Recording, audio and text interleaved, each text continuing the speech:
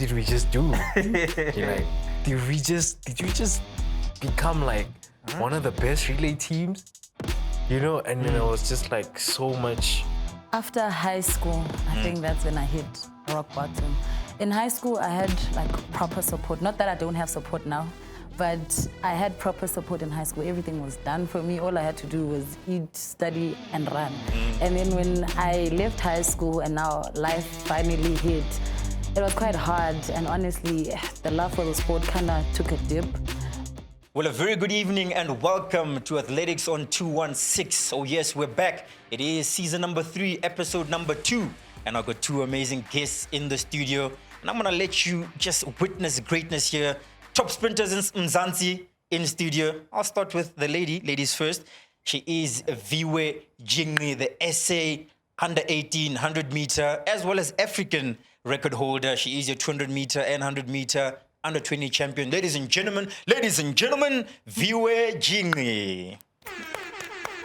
Clock it. How are you doing, Viwe? I'm good, and how are you, Temba? I'm good. But next to her, we've got another prominent sprinter. He goes by the name of Nkoana. He is your former SA 100 meter record holder. He is, this is a big one, an Olympic silver medalist in that 4x100 meter. Ladies and gentlemen, Bradley Nkoana. Oh yes, welcome Bradley. Thank you for having me. Such a pleasure. I mean, you guys all the way from Potchefstroom, but you are in Jozi, and it's an honor. I saw your reaction when I said former. Does it hurt a bit? Yeah, it does hurt a bit. It was like, I had it, you know, but they had to take it to sub 10. But I'm grateful that the record is under 10 seconds. So now we know that South Africans are actually fast from a junior age. So the world they better watch out. Absolutely. The world better watch out. Mzansi is coming because, I mean, we've got so much talent, you know. And when I look at your guys' journey, Viwe, from the beginning, you came through 16 years old, 17, 18, 19. You've moved through all these phases very well. Just tell us, what has kept you going, and when did you know that, okay, track and field, this is what I want to do, this is my thing, I'm not going or doing anything else? Well, what has kept me going is the love I have for the sport, obviously, the support, and knowing that it is my purpose. And I started taking it serious 2019 when I actually won my first national medals at SA schools. So I got a bronze in the 200 and the 400. And after that, Tugs saw me and I was like, oh, okay, maybe there's something here. And then ever since then, here I am today. Here you are today. You've got those records behind your name. Oh, well, you guys are record breakers. So we know we're in good company. Bradley, your journey as well. When did you know that, okay, this is something I want to do? Is one of those, your brother, you're like, hey, I'm going to race you to the door over there. Whoever wins, you know, doesn't wash the dishes. How did it start? Well, looking back, I actually wanted to be a soccer player. So track and field was like not the first option. And my grandma saw something that I didn't see. So she always pushed for me to be an athlete. And for me, I just always wanted to be the fastest. I wanted to be better at everything than my age mates. So if someone was faster than me, that was the same age as me, I would get so mad and like I'll train for that just so that I could beat them.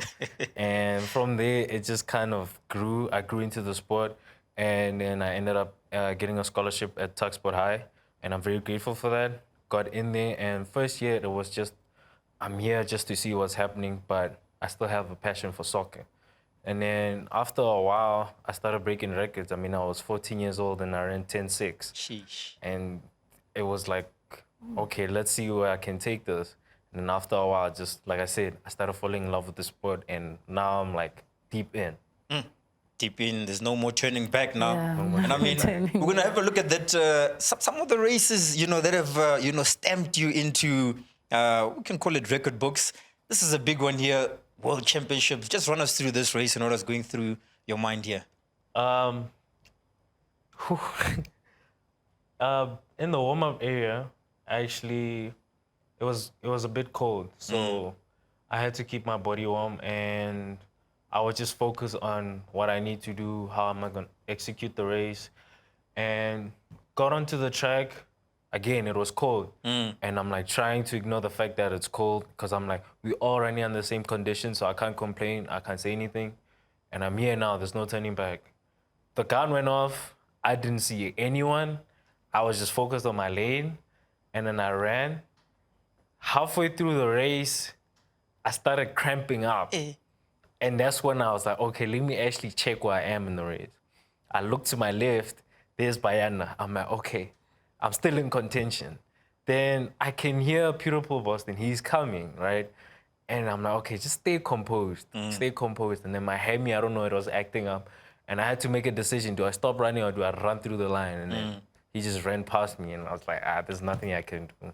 You could even see it in my reaction. I just stood there and I was like, hey man, at least the South African won it, you know? Yeah. So we gotta keep that African journey going as, junior champ. Teboho won it. Yeah. Now there's me, there's Bayanda, and we gotta keep it going. Absolutely. Well, Africa is here to take over. You hear us? We're here to take over. No pressure, guys. You guys will have to do it. But I mean, the beautiful thing about these journeys is that people don't get to know this. I always say, once you step on that line, people don't know whether you've got challenges at home, difficulties, loss, so many things, and you have to just get on that line and show up. Viwe, how do you balance and manage this? Well, I've seen you over the years going through some of those tough moments, and your reactions after some of the races just shows that it's not easy. Personally, after high school, I think that's when I hit rock bottom. In high school, I had like proper support. Not that I don't have support now, but I had proper support in high school. Everything was done for me. All I had to do was eat, study, and run. And then when I left high school and now life finally hit, it was quite hard. And honestly, the love for the sport kind of took a dip. But having the support that I had of my family, my coaches, my friends, they kept on motivating me and reminding me that it's not just a sport. You know why you're doing it, and you know that it's something it's a God-given talent. So you can't just say I'm done because of the challenges. But honestly speaking, I really don't know how I balanced it. It's probably God, honestly. And man, I don't know. But it's been quite tough, and I don't know how I balanced it. But it happens. It happens. She's balanced it, and she's not going nowhere. Let's look at your journey. We've got some races. This is why you don't stop. When you get these moments, just run us through why this is so important and tell us about this moment over here. Okay, so this was my third record for the day, actually. So heats, semis, finals are in the record. On this day, actually, I was not okay, by the way. It was 2 days before my late brother's birthday. And I was like, it had been a year after he passed away, and I was like, what can I do for him today? And my spirit was just so low, and Coach Paul kept on telling me, if you do something today, your brother will be so proud of you. In the heats, I was like, let me go. In the semis, I went. In the final, I was crying just before the final. He was like, go give it your all. And don't feel under pressure because you did it in the heats and the semis. The final, just give it your all. And I remember I didn't even drive, if you can see that. I just went 10 meters and then I popped up and I gave it my all. And on this day, man, I don't know, it's like something just pushed me.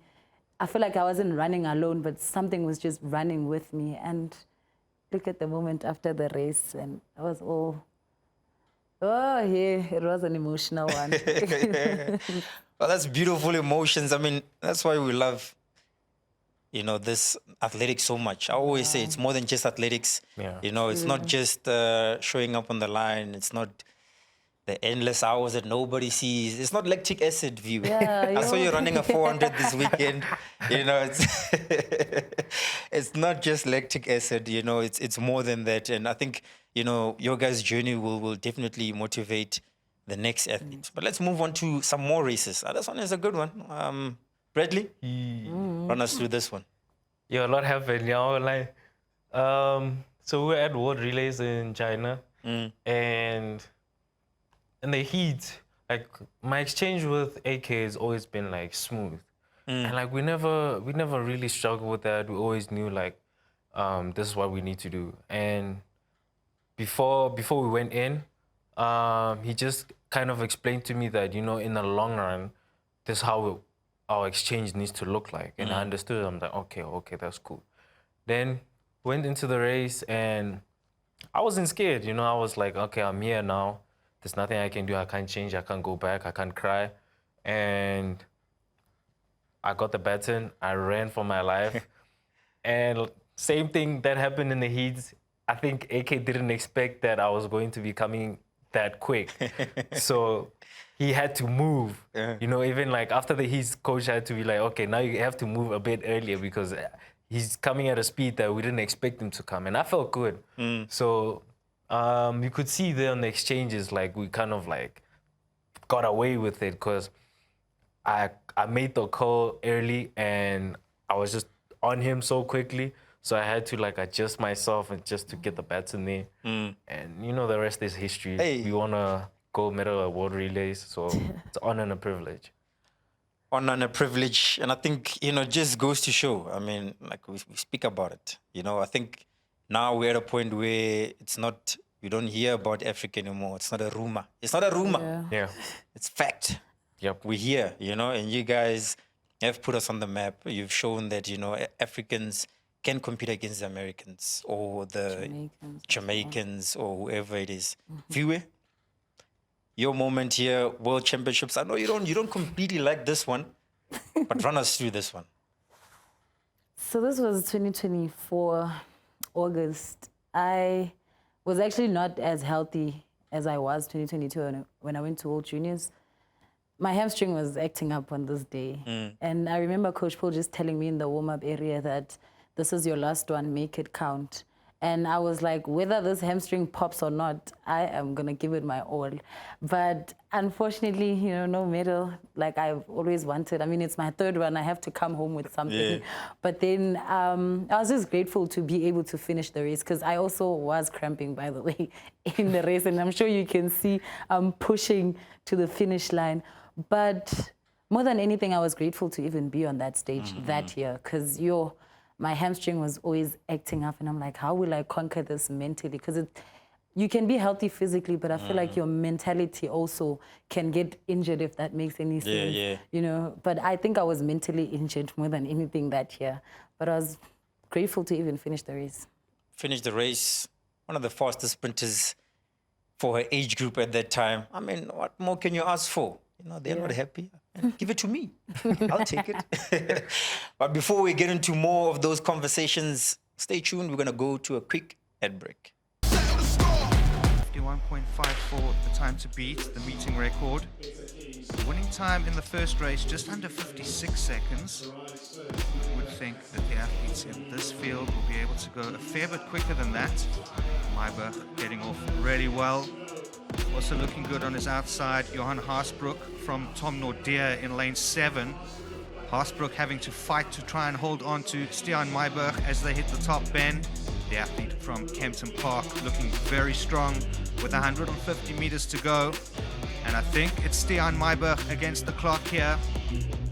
We'll see if Haasbroek can try and close him down over these last 100 meters or so. But it is Maiberg in control now, as expected. And we'll see what sort of time the Kempton Park athlete can clock here. And he does break the meeting record, 50.75, his unofficial time. So that might be rounded down a little bit, taking almost a full second off the time set by Lesiba de Kale last year. Yes, but out of his lane, but we'll get there. Stiaan Maiberg firing out of the blocks, firing over these hurdles. Just look at that technique, beautiful stride. Shiba Menzi now fighting his way through all the way out of Nelspruit. But Shiba Menzi versus Stiaan Maiberg, who will take this one? Maiberg looks to get a steady hold in this race. He will maintain his speed. Oh no, he won't. He will accelerate immediately. That's Stiaan Maiberg. Last 150 or so meters coming for this last home straight. Who will get this one? Maiberg versus Menzi. Maiberg starts to open up, gets over the hurdles easily. Menzi struggles to get it, but it's going to be Stiaan Maiberg in this one. Let's keep our eye on the clock. 46, 47, Stiaan Maiberg. You beauty, what a time is Stiaan Maiberg. 50.22 is the unofficial time. What a run that was by Stian Meiber in the cut. Jadrian Prince from Hoerlandbou School, Oakdale, going well in lane 2. Watch Jadrian Prince as they enter the finishing straight. And now Adam McClown starts to tire. Stian Meiberg, the hurdle specialist, coming through strongly. And let's keep an eye on the clock. This is going to be quick. 46.30 for Stian Meiberg. More than half a second quicker than we just saw from Anik Sali. Welcome back to Athletics on 216. Oh yes, we're still chilling here with Viwe and Bradley. You guys having a good time? Yes, sir. Of course, of course. So far, so good. Yeah. Feeling fresh? I'm waiting I see for you the guys, dance you came challenge. here in your drip, you cleaned up very well. Thank you for that. I got a drip, man. The way I dress is how I project myself, so people need to see. The way I dress is the way Bradley is. All right, you heard it. You got to represent yourself well. All right, guys, so let's get back into it. So before the break, we spoke a bit about, your journey, how you guys got into athletics and, all those highlights as well. But of course, there's always those difficult moments as well. This being a school platform where we support tomorrow's champions. What words of motivation would you give Viwe to the youngsters out there that they look to you as a role model, they follow your journey and they want to be where you are? I actually have two things to say. The first one, do not allow people to fool you. This sport is very tough. Yeah. All you have to do is have a good mentality and, take the support that you receive not lightly at all and push through it all, especially when the challenges come where you feel like you have no one by your side. That's when you need yourself the most as well. And the second one is putting God first. It took a lot of time for me to finally get to that point of centering God in everything I do. And now that I've finally done it, life feels a bit lighter and I feel a bit stronger as well, spiritually, mentally, and physically. So God first and make sure you push through the limits. Well, you heard it. I hope you got your notebooks out. These are some tips to becoming great. Nkoana, what you got for us? I got a lot to say, but as she was speaking, I was just compounding everything to one. And the first thing I want to say to the people out there, the kids, is that you have to be consistent in everything that you do. If you want to be the best, you have to be consistent, you have to be disciplined, and you have to give it your all. Don't do anything or don't do it half-heartedly. You gotta put all your effort into it and hope for the best. And like she said, you have to put God into this. Without God, it's not gonna work properly because it's His plan, it's not ours. So all you need to do is be a follower and a leader and just allow yourself to go through this thing and be consistent with it and hope for the best. I like it, man. Take out your notebooks. I said it. Gotta save this information. Very important on your road to greatness. And support. I heard you say it a lot. It's important. The schools you guys went to, Tuck Sport, obviously playing an important part, your family, your coaches. Tell us about your relationship with your coach. Well, you guys have the same coach. Yeah. Yeah. But how important is that relationship in unearthing or, releasing that talent that you've got or the potential that you have within you? Okay. First of all, I'm sure a lot of people know I'm like his firstborn daughter. That's what he says as well. So when I first saw Coach Paul, I'll be honest with you, he has such an intimidating look. And I was just scared. I was like, he came up to me, by the way, and he was like, you're going to be one of the fastest girls in South Africa. And he was like, you just need to have the right mind and the right people on your side. And when he was saying all of that, I was looking at him and I'm like, okay. And then as time went by, we developed a relationship. He started helping me, get better mentally as well. And with the challenges, he was just there as a coach and as a father. And he basically has taught me how to be an athlete and how to be a daughter as well. Because I'll be honest with you, there's times where we fight and whatsoever, but I'm like, it's the fatherly love. But we have such a strong bond, I'll be honest with you. He's a father more than a coach to me. So yeah, we have such a good relationship. Red? Well, we share the same coach. So, but Coach Paul is someone that is very pure from his heart. He's very pure, and he's very straightforward with what he needs and what he wants. So some people might perceive it somehow, but the way we see it, because of our relationship, and that's why we cherish him so much, because he knows what we can do. And in order for you to be a great athlete, you need a great coach. Yeah. And you need to have that relationship with a coach, because your coach determines the type of athlete you're going to become. And he's also going to determine the type of person you're going to become. Because, like she said, he does more outside of track, and he doesn't need to, but he chooses to do that because he's been there. He knows how much athletes need that mentorship, that life coach, basically, to be like, this is the way, this is how you need to live your life. Yeah. And if you reach a point in your life where everything is working out for you, you're famous and all these things, you need to be able to control that and understand that you have so much power, you have so much influence, and you need to use it wisely. Yeah. Because life is short. Something can happen tomorrow and it's gone. So he's always teaching us that be prepared. Anything can happen. But while you are enjoying yourself, do it to the fullest. Yeah. So I cherish my relationship with my coach. You know, we fight a lot, but it's because he loves us. You know, he cares about us and he wants the best for us. Shout out Coach Paul. I think I might need to join you. I need to work on the driving phase and all the other phases. All right, guys, now we're going to move. I've heard a lot from you guys. Enjoy it, and I'm sure people are taking notes. But now it's time to test your knowledge. It's time for the pop quiz. You ready? All right, first question. These are all junior related questions, okay? What is the SA under 20 300 meter men record? Is it A, 31.83? Is it B, 31.61? Or is it C, 32.01? 3161. 32. By life, I think. Either life or You guys must decide which one are we, which question, which answer we do. 316. Okay. Are we going with it? 316. All right, correct. Oh. Well done. I know my stuff. But it's by, it was actually by Munyai. Oh, dang. That's a world based as well as Africa based. Okay, next question. Let's move it on. 100 meter hurdles woman. Hey. Oh. What is the record for the under 20 woman? 1246. I'll give you options. I'll make it easy for you. Okay, okay. 13.26. That's A. B, 13.15. Or is it C, 13.47? What's the closest to the 12? Closest one to 12 seconds. 13.15, 13.26, or 13.47?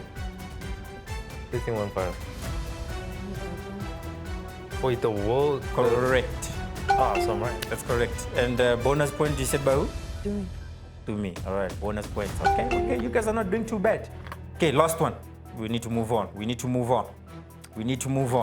SA 400 meter under 20 men record. Oh. Is it 45.15 A, B 45.03, or is it C 44.99? 45. Yeah. 3. Kukumur. Yes. Okay, that is correct. And I'll give you a bonus point. Okay, there we're done. That's a wrap. Well done, guys. So with that, you match the score which was set by the gift of speed, Gift Leo Taylor. So congratulations on that. Give us those points. Hey, no, but it's good. Okay, it's competitive. I like it. All right, now we're going to move on to the Wall of Fame. So this is the Viwe Jingqi and Bradley Nkoana Wall of Fame. Tell us, Viwe, which of these amazing photos here would you say you're most fond of? Which memory here brings back the best feelings? The one with the 342. I'm wearing the HN kit there. This one over here? Yes. Aish, this was the birth, eh? Yes. Tell us about the photo. That was the 200 meter under 18 final, 2022. Yes. It was raining, by the way. And that's where I ran the 200 meter under 18 record as well. That's why I like it so much, because the weather was against it, but Still, I pulled through. clock it. Brad, which of these photos would you say? Hey, there's quite a few, eh? There's a lot. But I would say the one where I'm covered by the flag. This one here. Yeah. Oh, yes. Because there's a lot of emotions in that picture. Because we just did something that we knew we could do it, but we didn't actually know that we can do it. Yeah. And when we did it, it was like, what did we just do? You're like, did we just become like one of the best relay teams?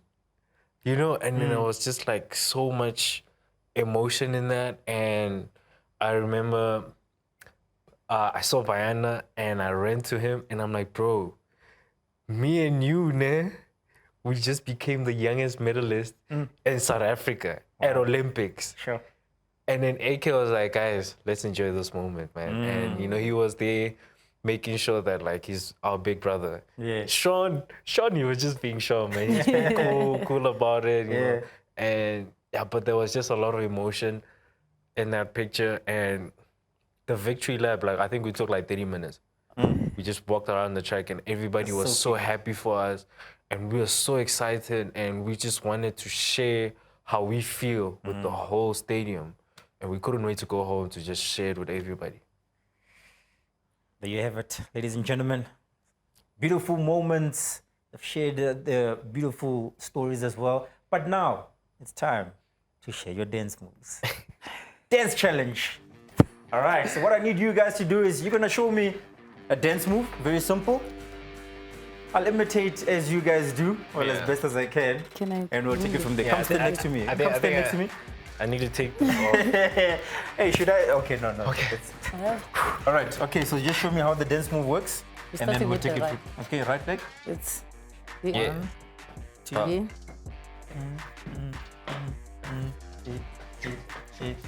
Okay, ready? Yeah. Okay, count us in. In 5, 4, 3, 2, 1. Yeah. Ha.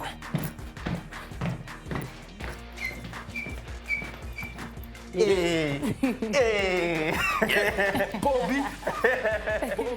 All right, there you have it, ladies and gentlemen. That is Athletics on 216, episode number 2. Bowing out. Bradley, thank you so much for your time. Appreciate it. Thank you so much. All the best for the rest of the season, as well as thank you. Viwe. Congratulations and thank you for making your time to be here. Ladies and gentlemen, see you again next week, same time, same place. Take care. And now you. Hey, And let's show off. how about Now let's show off. That's what I'm gonna look like. Isn't that your name? Your job is to make me look good, guys. Are you? Hey, no, man. hey, ay man. Zepa, Nkoana, Zepa Morena.